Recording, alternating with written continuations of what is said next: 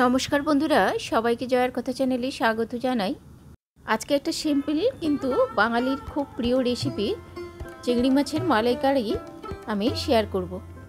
খুব সহজে এবং খুব কম সময়ে আমি কিভাবে এই রেসিপিটা বানাই সেটাই দেখে নিই চলো।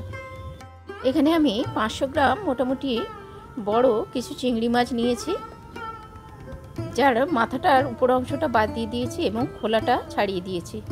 মাথার কাছে আর লেজার কাছে অল্প একটুখানি খোলা রেখেছি। আর চিংড়ি মাছের গাটা এইভাবে একটু কেটে নিলাম। এবারে এর মধ্যে আমি নুন আর হলুদ ভালোভাবে মাখিয়ে নিলাম। এখানে আমি 1 চামচ নুন এবং 1 চামচ হলুদ ব্যবহার করেছি। তবে প্রত্যেকটা চিংড়ি মাছের গায়ে খুব ভালোভাবে নুন হলুদটা মাখিয়ে নিতে হবে, যাতে চিংড়ি মাছের ভেতরে নুনটা ঢোকে যায়। এখন নুন হলুদ মাখানো চিংড়ি মাছগুলো কিছুক্ষণ রেখে দিয়ে আমি মশলাটা করে নেব।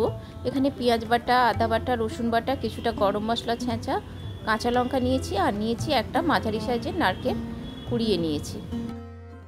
এখন নারকেলের দুধ বার করার জন্য এই নারকেল কুড়ানোর মধ্যে হালকা গরম জল দিয়ে দিলাম, যাতে সহজেই নারকেলের দুধটা বেরিয়ে আসে। প্রথমে একবার ভালোভাবে চিপে বের করে নেব। এখানে 1 কাপ জল ব্যবহার করেছি। তারপরে ওই কোড়ানো নারকেলগুলো আরও একবার ধুয়ে আরও কিছুটা দুধ বের করে নেব। এরপর আমি মেন রেসিপিতে চলে যাব।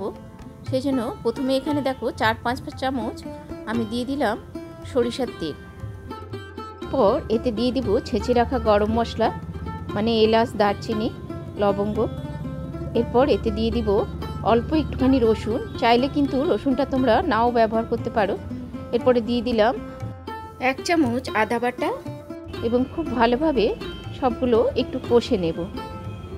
এরপর এর মধ্যে দিয়ে দিব 2 চামচ মতন পেঁয়াজ বাটা। এবারে সমস্ত মশলাটাকে একটু ভালোভাবে কষে নেব। দিয়ে দিলাম কাঁচা লঙ্কা।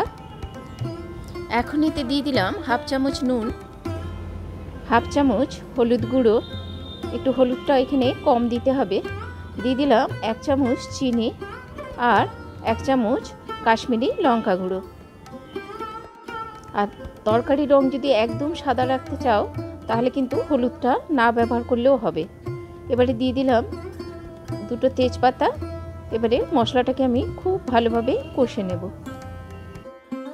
যেহেতু এই রেসিপিটা খুব কম সময় এবং খুব সহজেই হয়ে যায়, তাই যে কোনো অনুষ্ঠান বাড়িতে আমি সবসময় চেষ্টা করি এই চিংড়ি মাছের মালাইকারি রেসিপিটা রাখতে।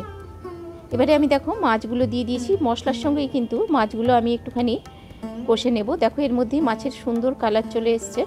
আর চিংড়ি মাছকে বেশি ভাজতে নেই, এটা তোমরা সবাই জানো, বেশি শক্ত হয়ে যায়।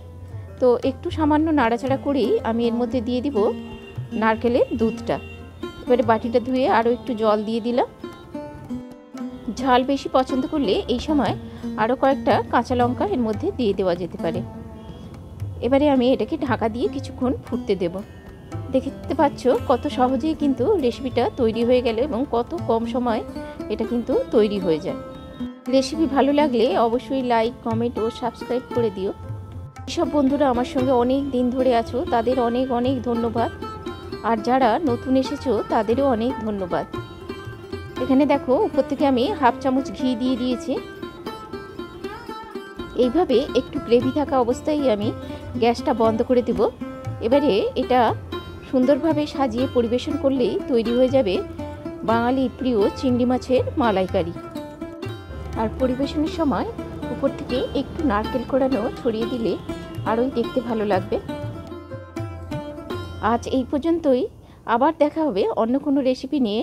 সবাই ভালো থেকো, সুস্থ থেকো এবং এতক্ষণ সময় সঙ্গে থাকার জন্য অনেক ধন্যবাদ।